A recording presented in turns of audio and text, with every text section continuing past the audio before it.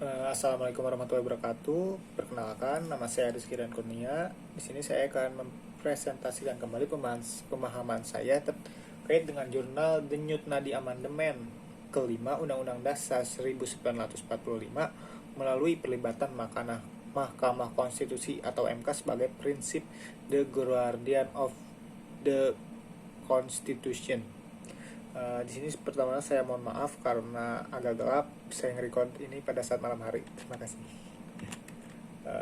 Baik, yang pertama yaitu pasca perubahan terakhir amandemen UUD 1945 pada tahun 2002, nyaris tidak ada lagi langkah politik secara konkret dari EPR terutama untuk melakukan perubahan kelima sebagai agenda prioritas dan strategis negara.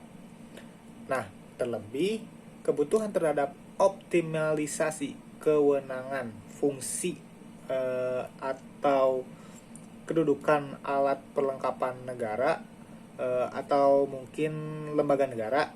Singkatnya, perubahan konstitusi ini merupakan upaya untuk membenahi struktur ketatanegaraan sehingga mendorong terciptanya lingkungan struktur negara yang lebih optimal dan untuk cita-cita negara seperti itu.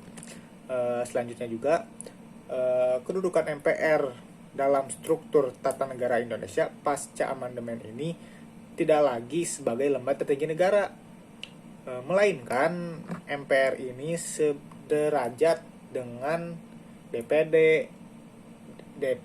DPR, Presiden, BPK, dan MA. Dan pada saat ini juga, pada saat pasca amandemen juga, MK sebagai lembaga tertinggi negara, atau disebutnya itu primary state organ seperti itu. Nah, selanjutnya sebelum amandemen juga MPR sebagai pelaksana utama kedaulatan negara, kedaulatan rakyat, sehingga MPR ini diberi kewenangan konstitusional untuk menetapkan GBHN. GBHN itu adalah garis besar haluan negara. Nah, MPR ini membuat GBHN dan memilih presiden sebagai pelaksana GBHN tersebut. Nah, apabila presiden tidak bisa melakukan pekerjaan GBHN secara optimal, MPR berhak memberhentikan presiden pada saat itu juga. Nah, selanjutnya ada perubahan kedudukan dalam kewenangan MPR secara fundamental akibat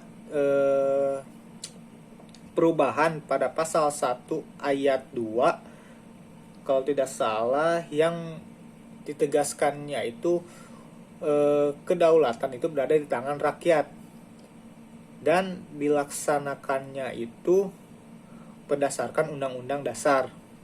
Nah, apabila sebelum amandemen pelaksana kedaulatan rakyat itu kan di tangan MPR. Nah, namun setelah pasca amandemen ada kalimat menurut Undang-Undang Dasar. Nah, itu kan mengandung bahwa kedaulatan rakyat dilaksanakan secara kolektif oleh seluruh organisasi negara.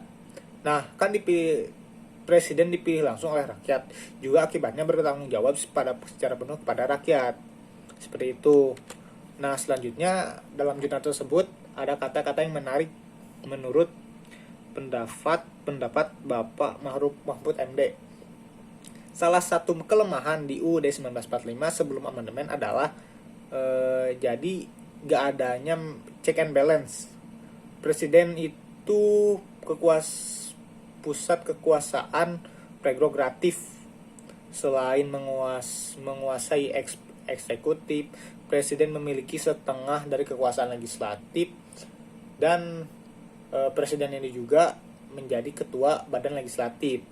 Nah, oleh karena itu untuk membangun kestabilan atau keseimbangan politik hukum, perubahan UUD 1945 penting kiranya ada lembaga yang dapat menyeimbangi politik besar dari MPR sebagai lembaga politik. Dan lembaga yang dimaksudkan oleh peneliti adalah MK. MK itu adalah sebagai Mahkamah Konstitusi yang mempresentasikan kedaulatan hukum sebagai penguat prinsip negara hukum. Nah, jadi MK sebagai untuk menyeimbangi.